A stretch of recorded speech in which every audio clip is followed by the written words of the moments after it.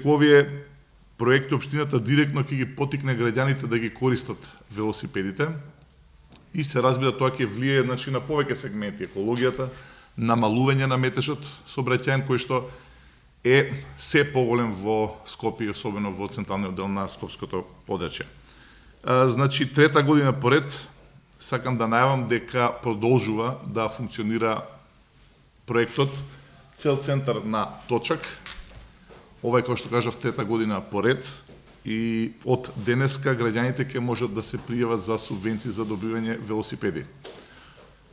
Во текот на ова година ќе може да се потрошат средства, издвоивме во буџетот средства од висина од 2.800.000 денари.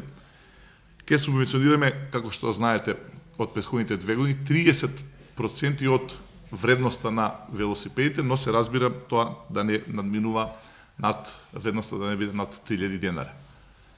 Секој полнолетен жител на општина Центар ќе може да добие субвенции. Сакам да потенцирам дека за да биде валидна апликацијата треба да се донесе потврда за жителство на општина Центар, потоа фискална сметка со сметкопотврда или фактура за купен велосипед, каде што се набележува дека нели на име на оној што е собственик на велосипедот и се разбира фискална сметка. Да не ја заборам трансакцијската сметка, затоа што парите ќе бидат веднаш префрлени на оној кој што купил велосипедот. Во текот на 2014 и 2015 година исплатени се субвенции за нови 1867 велосипеди. Близу 2000 велосипеди имаме нови во општина Центар, со она бројка што и оваа година ќе биде комплетирана, ќе добиеме на вистина една солидна бројка на нови велосипеди во општина Центар. Вториот проект кој што сакам да го најавам е поврзан со однесувањето за подобрување на велосипедската инфраструктура во општина Центар. Имено ние во општината сме свесни дека купувањето на велосипед не е доволно само по себе за да функционира користењето на велосипеди, туку треба да се направи нова инфраструктура. По сугестии на граѓаните започнавме со реализација на една темелна студија, која се сеќавате, таа беше најавена пред 2 месеца.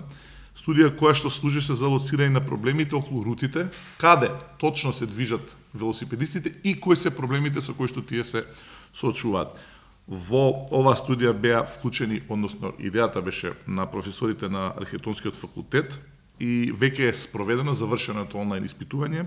Истражување имаше 800 корисници и според добиените резултати, високи за мене дури неверојатни 96,7% од испитаниците кои возат велосипед поминуваат низ општина Центар.